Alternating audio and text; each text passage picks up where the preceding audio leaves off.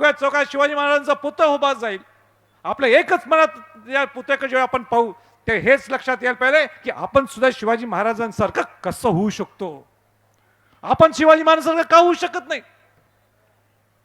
ही प्रेरणा, हे अस्मिता जी आपल्याला शिवाजी महाराजांनी मिळवून दिलेली आहे ते सगळ्यांनी साधणं गरजेचं आहे. ह्या दृष्टिकोनातून हा शिवाजी महाराजांचा पुतळा आहे तो उभा होता. मला मुद्दाम आज प्रसंगी सांगायचं की जो शिल्पकार तुम्ही निवडलाय सतीश घारगे, मला पूर्ण विश्वास आहे ऋतुराज, मला पूर्ण विश्वास आहे बंटी पाटील. त्याला कारण आहे, मी त्या सतीश घारगेला निवडलं होतं. आणि कशाला निवडलं होतं. ज्या पद्धतीने शिवाजी महाराजांचा पहिला पुतळा जर कुणी उभा केला असेल तर पुण्यात राजश्री छत्रपती शाहू महाराजांनी उभा केलेला आहे पहिला पुतळा, अश्वरूढ पुतळा. आणि मग जगात गेले सगळे पुतळे.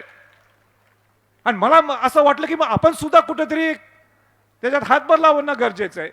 आणि मग सगळ्या शिवभक्त माझ्याकडे आले आणि सगळ्या शिवभक्तांनी सांगितलं की ज्या राजसदरमध्ये, रायगडला ज्या राजसदरमध्ये ज्या ठिकाणी शिवाजी महाराज छत्रपती झाले, त्यांना छत्रपती हे पद संबोधलं गेलं, ज्या ठिकाणी शिवाजी महाराजांचा राज्याभिषेक झाला आणि ज्या ठिकाणी शिवाजी महाराज म्हणतात किंवा संबोधित करतात माझं स्वराज्य हे सुराज्य व्हावं, त्या ठिकाणी एक मेघडंबरी उभा केलेली आहे 1985 ला इंदिरा गांधींच्या कल्पनेतून.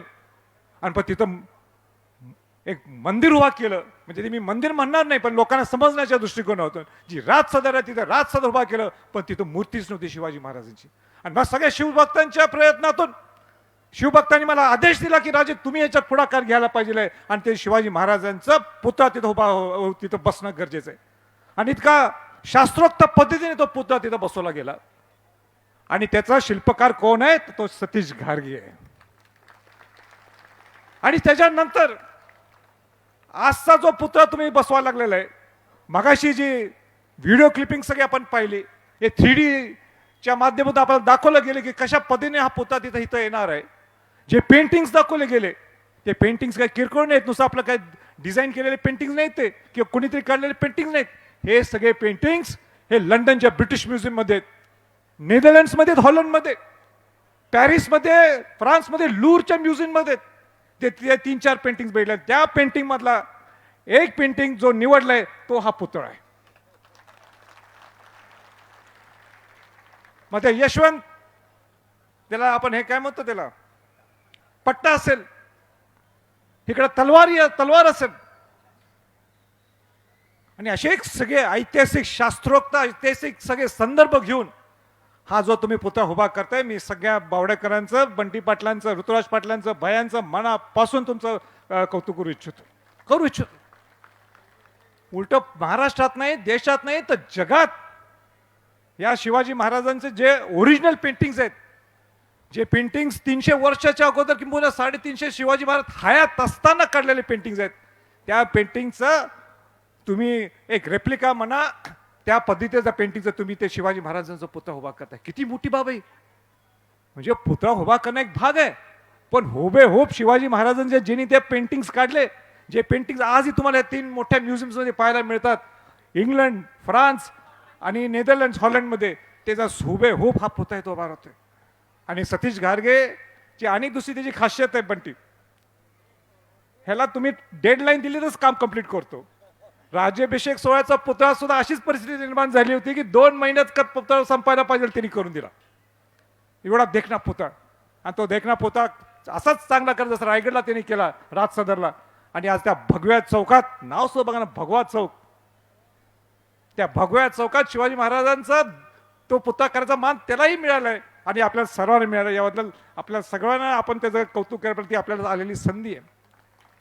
मगाशी सगळ्या बावडेकरांचं कौतुक ऋतुराज पाटील करत होते, बंटी पाटील करत होते, जयश्रीताई करत होत्या, पण मला त्याच्या पलीकडे जाऊन कौतुक करायचं आहे. 6 जून राज्याभिषेक सोहळ्याला जी आज गर्दी पाहायला मिळते, त्या गर्दीचा सिंहाचा वाटा तुम्हाला माहित नाही बंटी पाटील, आमची स्वतः ताकद आहे.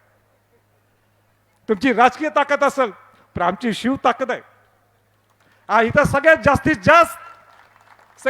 जास्त जर लोक कुठनं कोल्हापुरातनं येत असतील, त्या शिवराज्याभिषेक सोहळ्यात त्या बावड्यातनं लोक येतात. तुम्ही नेहमी शिवराज्याभिषेक सोहळ्याला मदत करत असाल, म्हणजे बंटी पाटील करतात काही माहित नाही पण भया करतात. पण त्याच्यापेक्षाही जास्त कोण मदत करते ते म्हणजे बावड्यातले लोक करतात. ते कसे करतात माहित नाही तुम्हाला. आज मला मुद्दाहून सांगायचंय, जो महाप्रसाद आम्ही सुरू केला 15 वर्षाच्या अगोदर, तिथं लाखो लोकांचं जेवण रायगड किल्ल्यावर करणं सोपी गोष्ट नाहीये. एक एक भांडं 100 किलोचे 200 किलोचे भांड 1 किलोमीटर चालत घेऊन जावं लागतात. तर पहिल्या वर्षीपासून जर कुणी आम्हाला हातभार लावला असेल, मग ते लाडू असेल, गोड असेल, तर बावड्यातल्या लोकांनी स्वखर्चाने केलेलं आहे. हे मला मुद्दामच नमूद करायचं. आणि तिसरी गोष्ट, आणि मग मी माझं भाषण थांबवतो.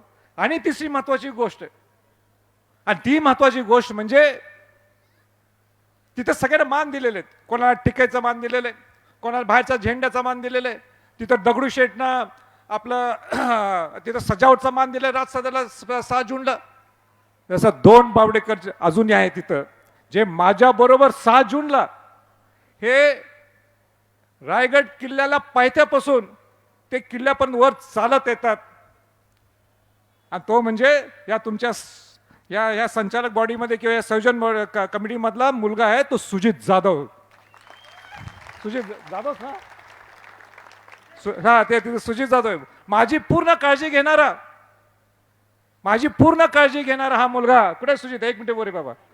पूर्ण 15 वर्ष लहान होता तो. हा सुजित जाधव पूर्ण माझी काळजी घेतो. मी थकलो तरी मला धरालाय, मला पाणी प्यायला द्यायलाय, गोळ्या द्यायलाय, चॉकलेट द्यायलाय.